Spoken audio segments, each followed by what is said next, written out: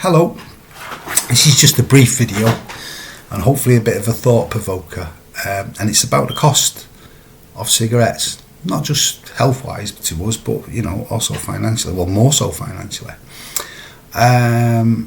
I've documented this before in an earlier video. Over 43 years as a smoker, I've spent over £64,000. I still laugh when I hear it. £64,000 on a habit, and that's just an average. That's not even with compounded interests and stuff like that. But yeah, £64,000.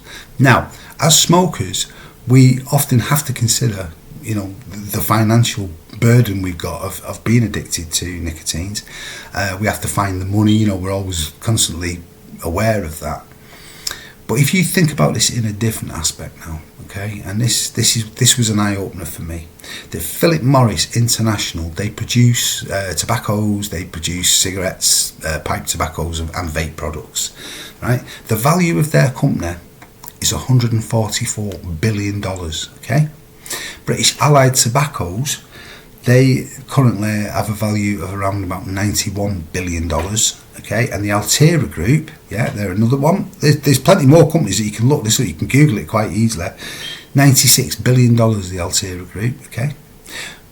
But skewing that slightly, just think of it this way as well, that the Chief Executive Officer of, I can't remember the guy's name, but the Chief Executive Officer of Philip Morris International earns a compensation wage of around about $10 million a year, okay? Now that's fantastic, I don't know if you could ever justify that amount of wage, but I mean, obviously the guy must work very, very hard for what he does, and he must be very good at what he does to get paid that amount of money, but you think about this, while he's having this lovely lifestyle, which he's entitled to, that especially them wages, he's probably got a lovely big house, he's got, cars, the kids are all happy and at college, and, he sleeps well at night, he probably doesn't even smoke.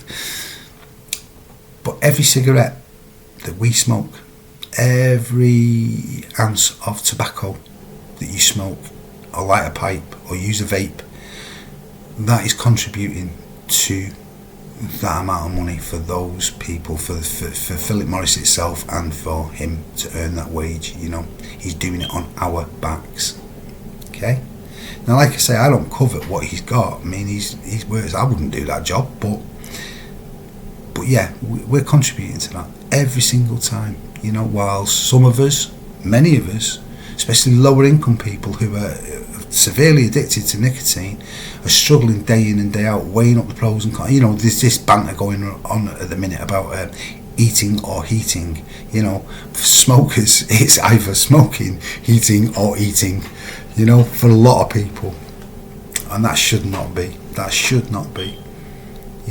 I want a better life. That's why I chose to go down the route that I've got. I wanted to have a more healthier life and a more financially secure life. The money that I've saved from smoking has been fantastic. It's nowhere near £64,000, but I'm back en route. Please consider this, and please, if it does sort of light a light bulb in your head, consider stopping smoking. It's not as difficult as you think it is. Meanwhile, thank you to everyone that has liked and subscribed. It's been really, really touching. I haven't got many subscribers, but I've had some lovely comments from people reaching out and just, telling me that they've stopped and how far they've gone, and, keep going, guys, because you're doing really, really fantastic. If you haven't liked and subscribed, might I please ask you to do so, because it might just inspire someone somewhere to sort of go, you know what, I'm going to have a go at this.